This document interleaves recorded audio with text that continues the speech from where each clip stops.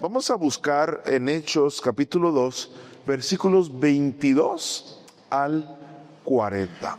22 al 40, un pasaje algo largo, pero necesario de leer. Y antes de que lo leamos juntos, porque lo vamos a leer juntos, necesito ubicarlos un poquito en el contexto de lo que está sucediendo y de lo que hemos estado hablando últimamente. Y si alguien recuerda el último mensaje hace 15 días, porque hace 8 días hablamos de las grandes preguntas de la fe, ¿verdad? En el pasaje donde Pedro declara: Señor, tú eres el Cristo, el Hijo del Dios viviente. Pero hace 15 días hablamos de la primer predicación que se proclamó, que se dio bajo el poder del Espíritu Santo, y es la que tenemos ahí registrada en Hechos capítulo 2, a partir del versículo, déjenme mencionarles, a partir del versículo 14, y vimos hasta el versículo 21. En donde fascinantemente podemos ver a Pedro, el apóstol Pedro. Y esta es considerada entonces como la primera predicación de la iglesia, porque Pedro es quien se pone de pie momentos después de que sucedió esto tan sobrenatural del Espíritu Santo, que está en versículos anteriores, para proclamar un mensaje que cumple con el objetivo de la venida del Espíritu Santo que está en Hechos 1:8, que es: y me serán testigos, y me serán testigos. Ese es el propósito del Espíritu Santo para la iglesia. Y entonces Pedro está haciendo lo correcto y está siendo testigo de Jesucristo en esta primer predicación, con un mensaje que testifica de Jesús. Pero vemos, hermanos, y eso no siento que salte a primera vista del texto, porque cuando nosotros leemos estos versículos de Hechos 2, donde Pedro está predicando, hermanos, vemos a un Pedro totalmente transformado. Vemos a un Pedro totalmente transformado. Porque Pedro era un simple pescador. Pedro era un hombre que tenía el oficio de pescador. Pedro era un hombre de carácter fuerte, de un carácter muy cambiante, de un carácter muy temperamental. Pero sobre todo de alguien que académicamente, intelectualmente, no era una persona preparada. Él no era un judío de aquellos que iban a las escuelas de los rabinos y que aprendían la ley y que entonces sabían mucho, y no era un maestro, no era un fariseo. Vemos a un Pedro totalmente transformado, que no era un hombre preparado, ni letrado, ni era un hombre con mucho conocimiento. Pero hermanos, ahora que nosotros estamos leyendo la predicación que le está dando un sermón, está dando una cátedra que pareciera que viene de un judío con mucho conocimiento de la ley. ¿A qué se debe?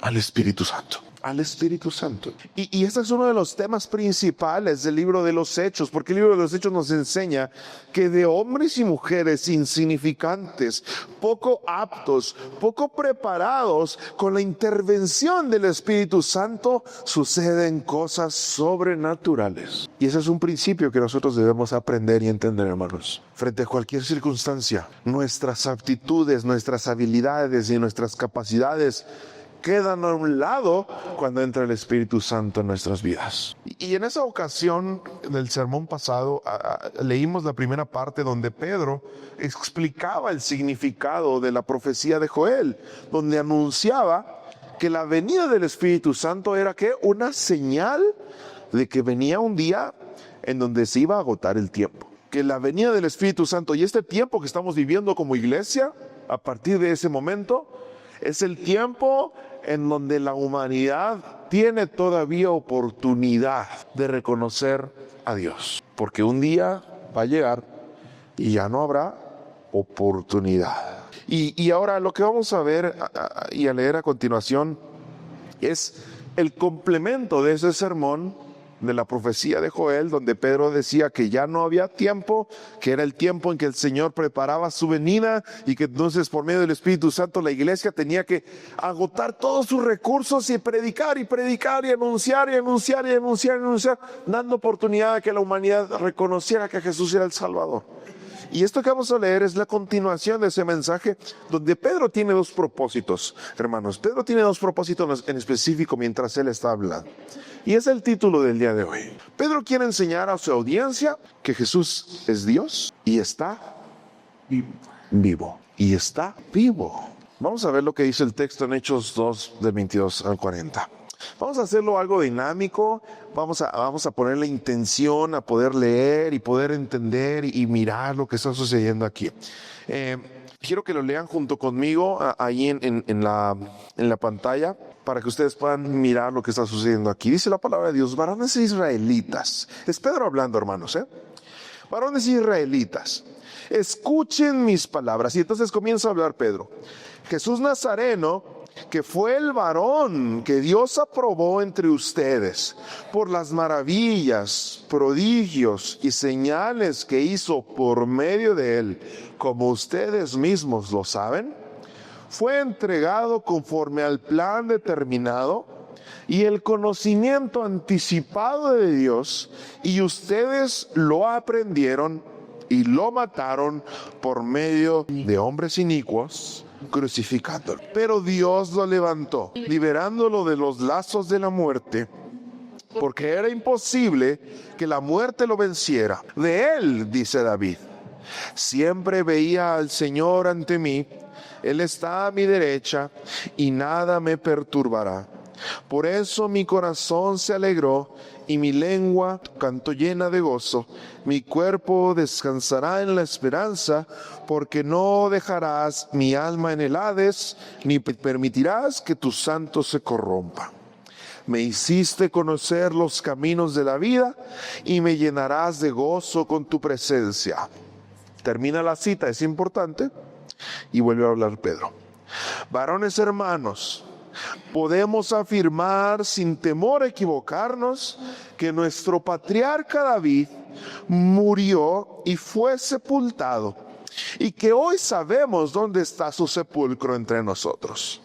David era profeta y sabía que Dios le había jurado que de su linaje que se sentaría en su trono. Esto lo vio antes de que sucediera, y habló de la resurrección de Cristo y de que su alma no se quedaría en el Hades, ni su cuerpo se corrompería.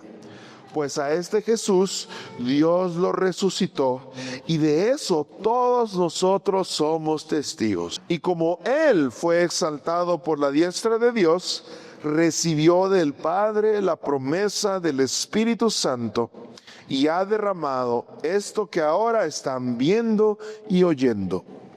David mismo no subió a los cielos, pero sí dice: dijo el Señor a mi Señor, siéntate a mi derecha, hasta que yo ponga a tus enemigos por estrado de tus pies. Y vuelve Pedro: sépalo bien todo el pueblo de Israel, que a este Jesús, a quien ustedes crucificaron, Dios lo ha hecho Señor y Cristo. Al oír esto, todos sintieron un profundo remordimiento en su corazón y les dijeron a Pedro y a los otros apóstoles: hermanos, ¿qué debemos hacer? Pedro les dijo: arrepiéntanse y bautícense todos ustedes en el nombre de Jesucristo, para que sean perdonados. Entonces recibirán el don del Espíritu Santo, porque la promesa es para ustedes y para sus hijos y para todos los que están lejos y para todos a los que el Señor nuestro Dios llame. Y con muchas otras palabras les hablaba y los animaba y les decía: pónganse a salvo de esta generación perversa. Es un pasaje bastante largo y donde tal vez hay algunas cosas que no podemos entender a simple vista. Pero la primera cosa que Pedro nos está enseñando y que la Escritura nos quiere recordar el día de hoy es lo siguiente: el plan de Dios nunca fracasó. El plan de Dios nunca fracasó. Los versículos 22 y 23 son un recordatorio de que el plan de Dios nunca fracasó. Varones israelitas, escuchen mis palabras. Jesús Nazareno, y esto es importante, que fue el varón que Dios aprobó entre ustedes. ¿Por qué razón está diciendo Pedro esto? Por las maravillas que hizo, por los prodigios y las señales que hizo a través de él. Esto era una señal de que Dios estaba respaldando a Jesucristo, como ustedes mismos lo saben. Él fue entregado conforme al plan determinado y el conocimiento anticipado de Dios. Y ustedes lo aprendieron y lo mataron por medio de hombres inicuos, crucificándolo. La forma en la que Pedro se está dirigiendo a su audiencia en esta parte es bien importante, hermanos, porque nos enfoca en qué tipo de personas es a las que le está dirigiendo su mensaje.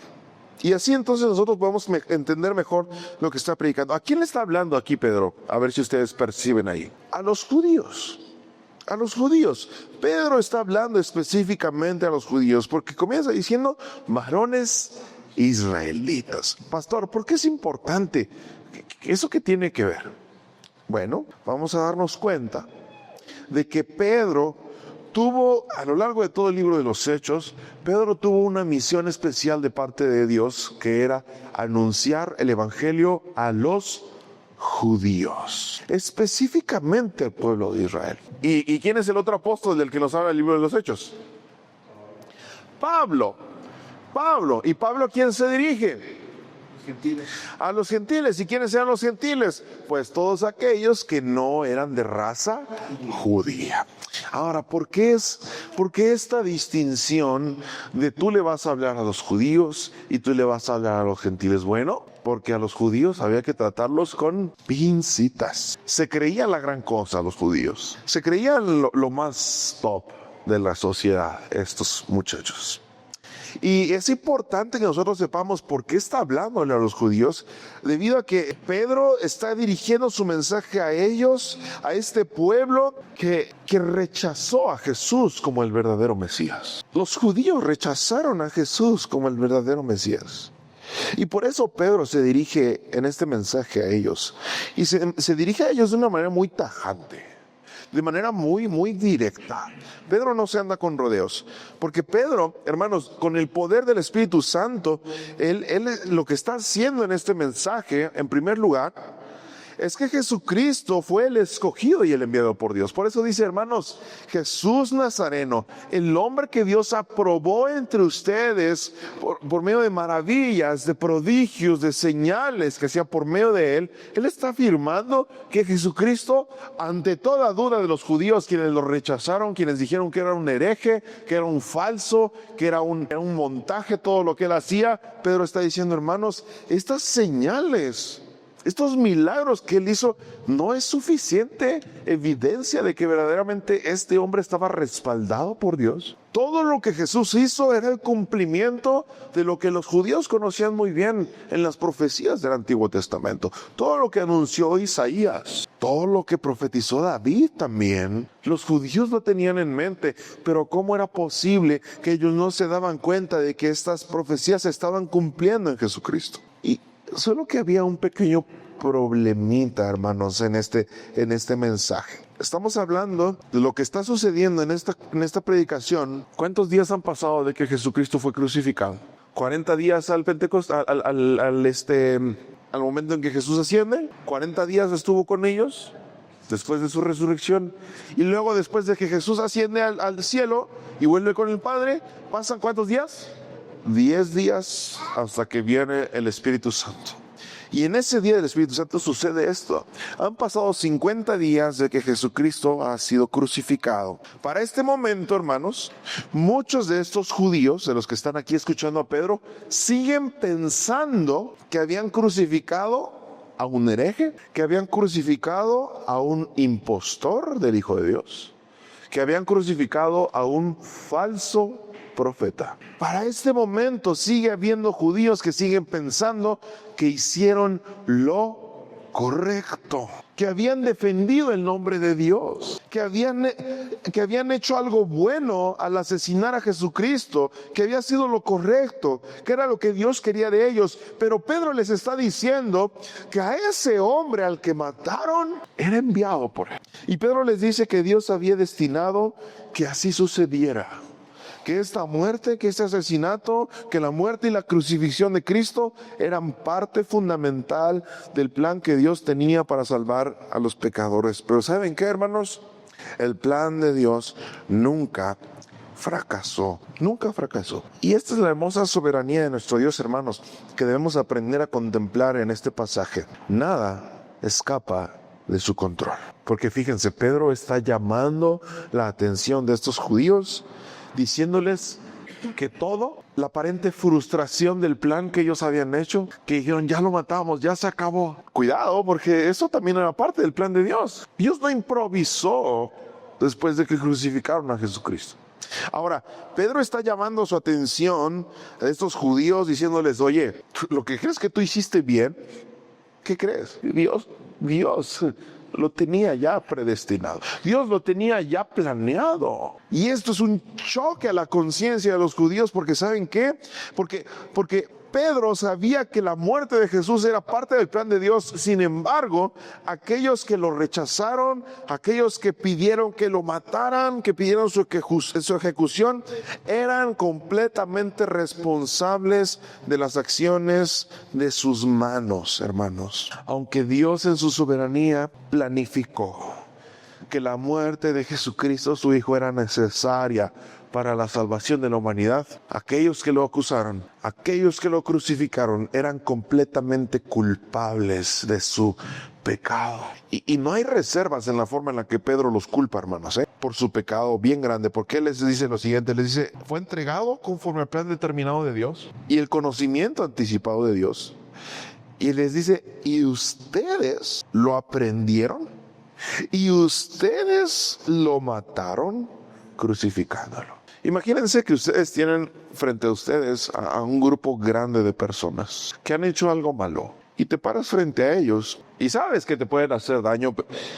Tienes que atreverte a decirles, hermanos, si a veces ni a nuestro propio esposo o esposa le decimos lo que hizo mal. ¿Ven cómo es el Espíritu Santo llenando la vida de Pedro para hablar con autoridad y poder? Frente a un grupo que Pedro sabía que esos fueron los que mataron a su maestro. Pedro sabía que exactamente le podía suceder lo mismo. Sin embargo, Pedro les dice con toda autoridad, ustedes lo aprendieron, lo rechazaron y lo crucificaron. Y esto es una lección para nosotros, hermanos. No podemos ser ignorantes ni indiferentes al pecado del pecador. No podemos ser indiferentes, ignorantes, condescendientes ni amables con el pecado del pecador. Es que yo no puedo juzgar. Es que yo no soy quien. Hermanos, Pedro pone el dedo sobre el renglón y dice, ustedes lo crucificaron. Y tal vez en ese momento muchos al escuchar a Pedro, ¿y tú quién te crees para hablarnos de esa manera? Y así como eran de orgullosos y ególatras los fariseos y muchos de los judíos que rechazaron a Jesús, tal vez muchos estaban prendidos, enfurecidos, enojadísimos, a punto de querer asesinar a Pedro también ahí mientras Pedro estaba predicando. Pero él continúa hablando. Pedro continúa hablando. Y entonces la segunda cosa que Pedro nos enseña, en primer lugar, el plan de Dios nunca fracasó. La segunda cosa, nos muestra a un Jesús que resucitó, hermanos. Versículos 24 en adelante. Pero Dios, después de que ustedes lo crucificaron, después de que ustedes lo asesinaron, Dios lo levantó, liberándolo de los lazos de la muerte, porque era imposible que la muerte lo venciera. De él, dice David, siempre veía al Señor ante mí. Y esto es importante, hermanos. Esto es bien importante porque que nosotros sepamos quiénes están escuchando a Pedro nos va a dejar entender por qué Pedro está haciendo referencias al Antiguo Testamento. ¿Por qué Pedro está citando a David? Y cita pasajes de hombres que verdaderamente eran esenciales dentro de la tradición judía.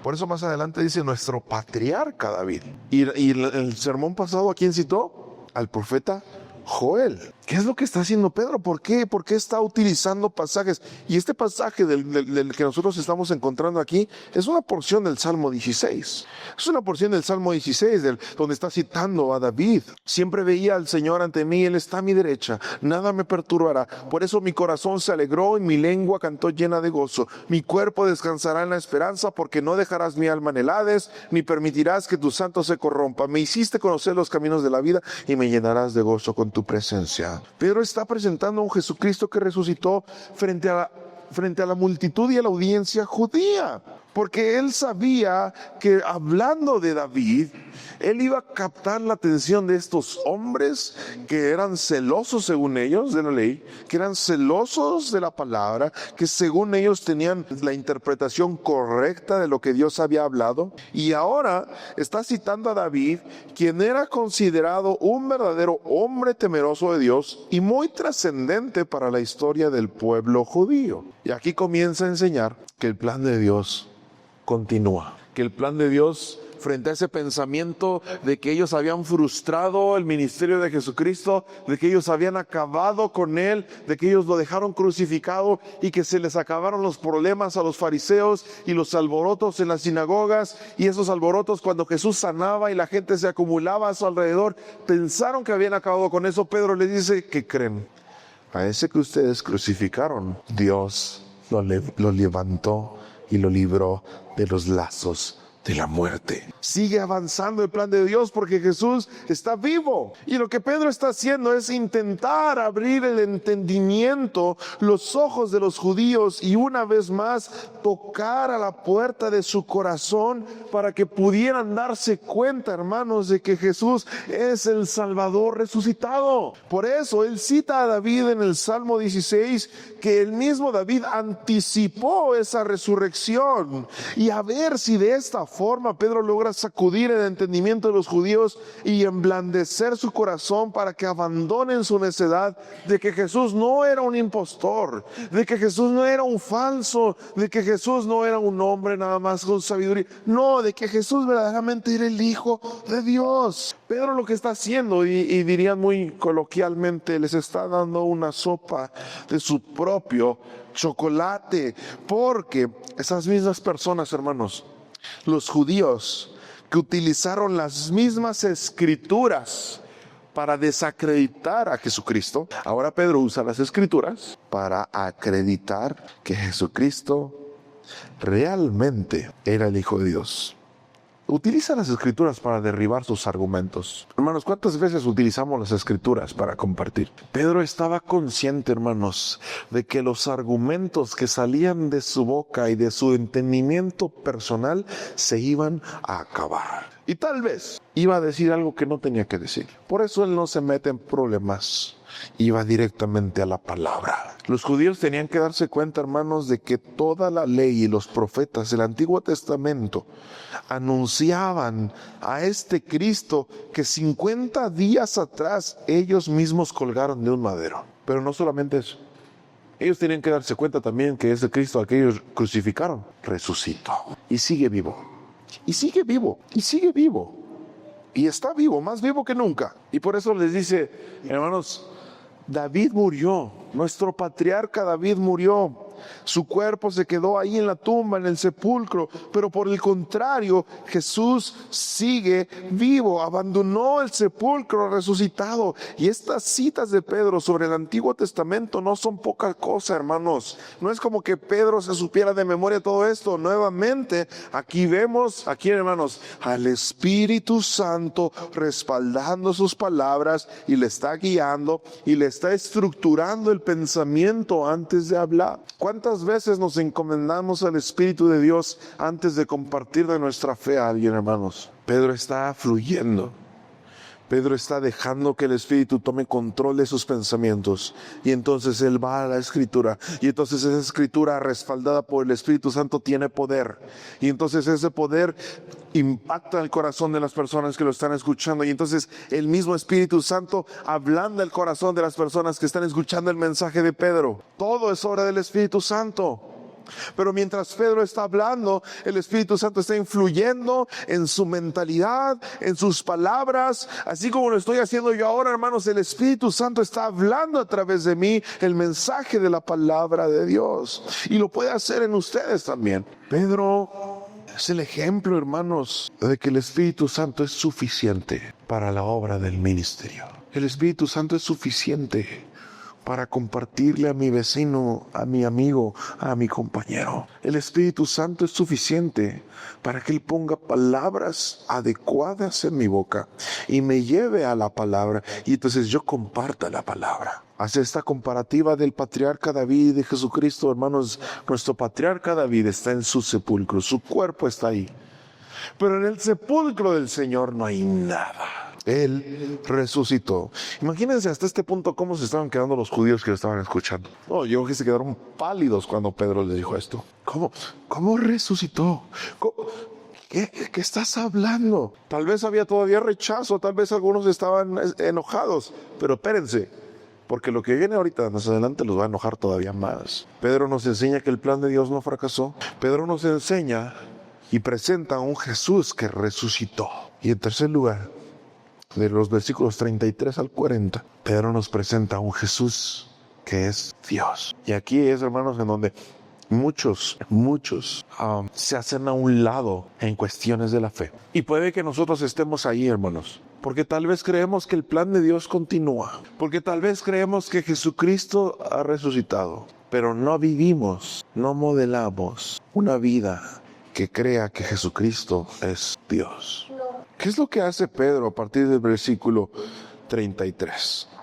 Después del 32, donde dice, pues a este Jesús Dios lo resucitó, y de eso todos nosotros somos testigos, porque recuerden que cuando Pedro se pone de pie y empieza a hablar, todos los demás apóstoles, los 11, se pusieron de pie y lo respaldaron también. Y por eso dice, de esa resurrección todos nosotros somos testigos, porque todos nosotros lo vimos. No era el testimonio de una persona, era el testimonio de 11, de 12 ya en ese momento, porque ya habían elegido al que iba a suplir a Judas. Pero ahora Pedro nos va a presentar a un Jesús que es Dios. Les está diciendo a los judíos, a este hombre que Dios envió, y que ustedes creyeron que fracasaron o frustraron el plan de Dios, pues no es así, hermanos.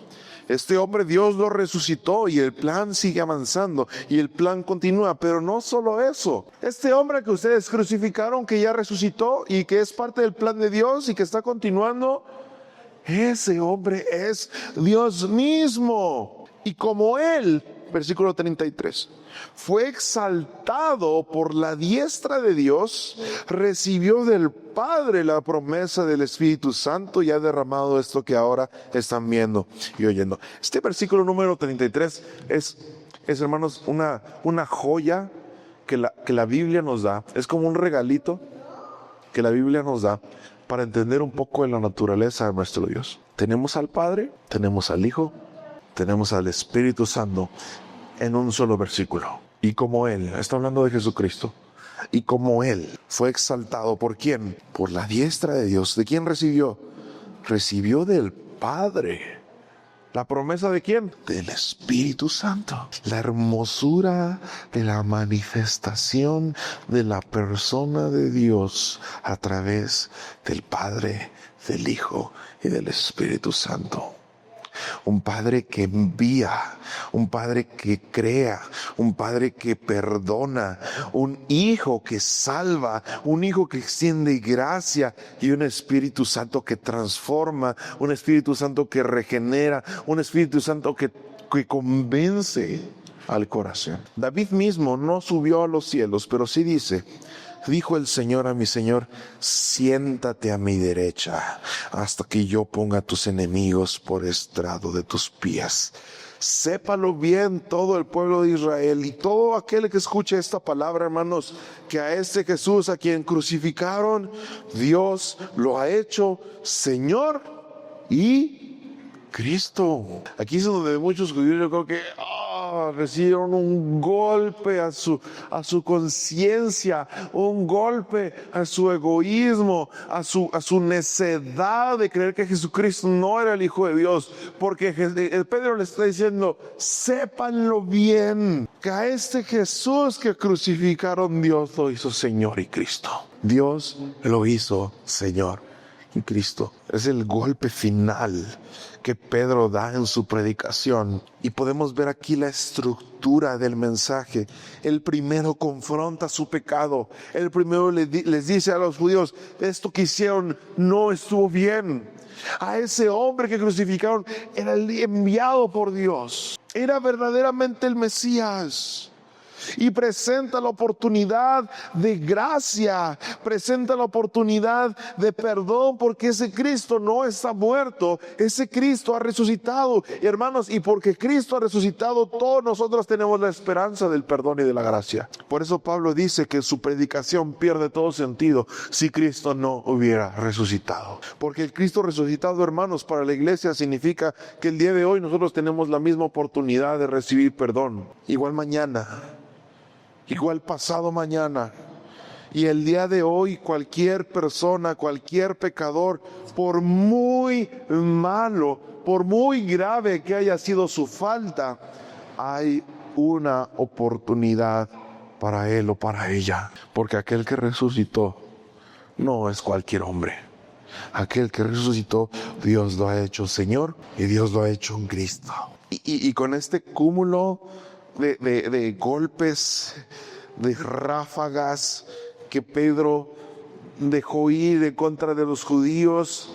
Aquí quiero hacer un paréntesis, hermanos, porque podemos mirar, cuando contemplamos todo lo que Pedro está diciendo, podemos mirar el propósito de todo mensaje que debemos nosotros dar.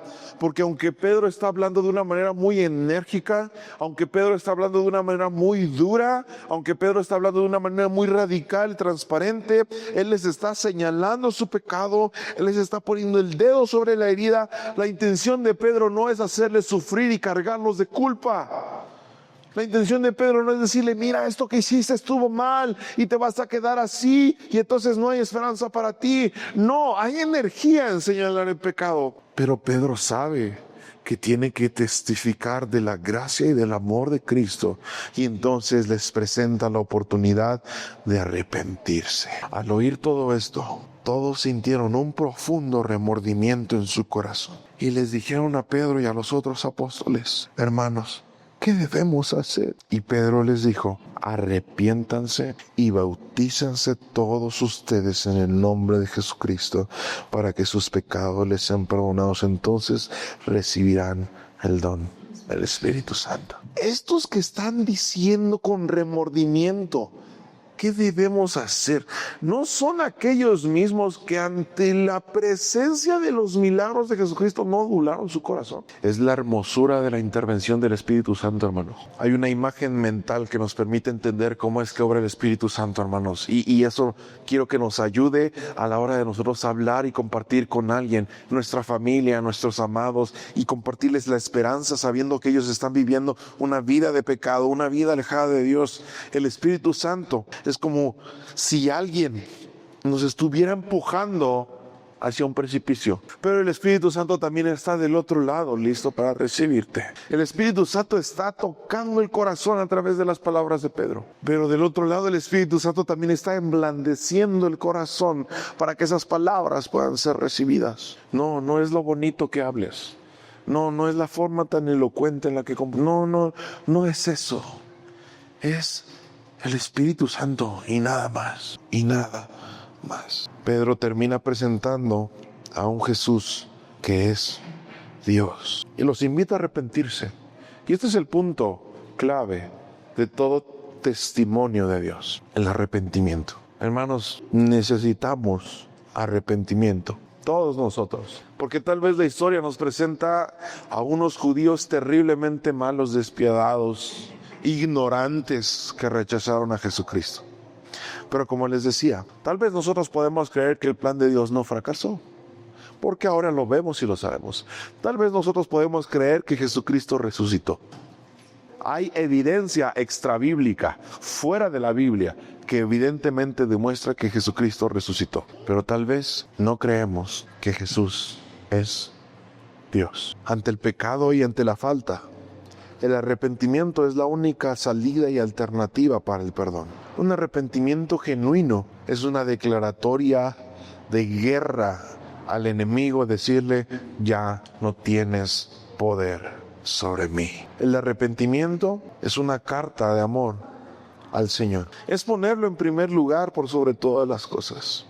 Es decidir radicalmente que todo tu tiempo, todo tu esfuerzo, todo tu ser le pertenece a Él y que estás dispuesto a someterte a su voluntad. Hermanos, no vivamos con arrepentimientos a la ligera. No vivamos con arrepentimientos fugaces y pasajeros. Y fíjense cómo termina este versículo número 40. Y con muchas otras palabras les hablaba y los animaba y les decía: pónganse a salvo de esta generación perversa. Parece que nos está hablando ahora. Pónganse a salvo de esta generación perversa. Y yo incluiría: ponte a salvo tú, y si puedes, aviéntale el salvavidas al que tengas al lado. Ponte a salvo tú, y si puedes, avienta esa salvación a quienes te rodean. Comparte el salvavidas.